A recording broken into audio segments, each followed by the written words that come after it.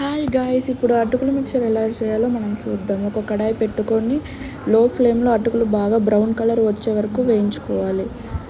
అలా light brown colour వచ్చే వరకు వేయించుకోవాలి. ఇప్పుడు అది బౌల్లోకి తీసుకొని మరొక కడాయి పెట్టుకొని అందులో ఒక ఆయిల్ వేసుకోవాలి. ఆయిల్ బాగా హీట్ అయిన తర్వాత అందులో ఆవాలు, గార్లిక్ వేసుకోవాలి. గార్లిక్ లైట్ బ్రౌన్ కలర్ వచ్చే వరకు వేయించుకున్న తర్వాత ఇప్పుడు మనం అందులోకి వేరుశనగ విత్తనాలు వేద్దాం. వేరుశనగ విత్తనాలు అలా లైట్ బ్రౌన్ కలర్ వచ్చే వరకు వేయించుకుందాం.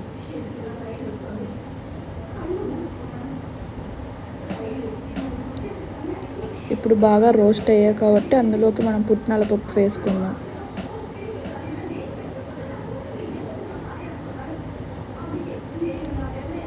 అవి కూడా బాగా రోస్ట్ అయిన తర్వాత అందులోకి మనం కర్రీ లీవ్స్ వేసుకొని లైట్గా కొంచెం వేగే వరకు వేయించుకుందాం.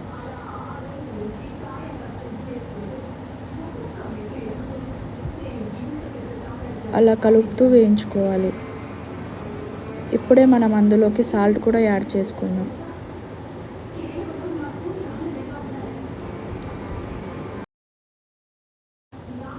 సాల్ట్ కరిగే వరకు మనం లైట్గా వేయించుకుందాం.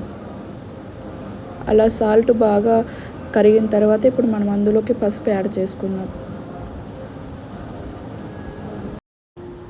ఇంకా కొంచెం రోస్ట్ అయ్యే వరకు మనం వేయించుకుందాం.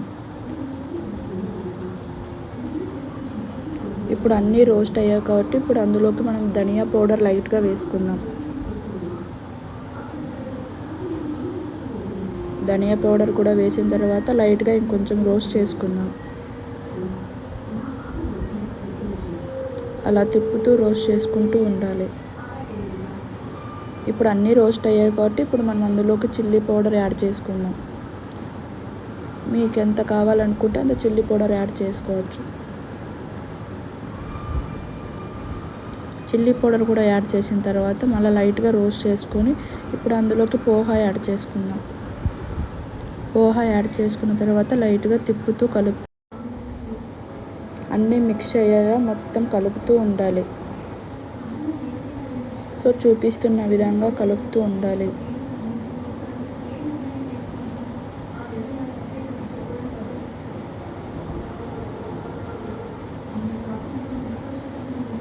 ఇప్పుడు అన్నీ కలిసాయి కాబట్టి ఇప్పుడు అదొక బౌల్లోకి తీసుకుందాం.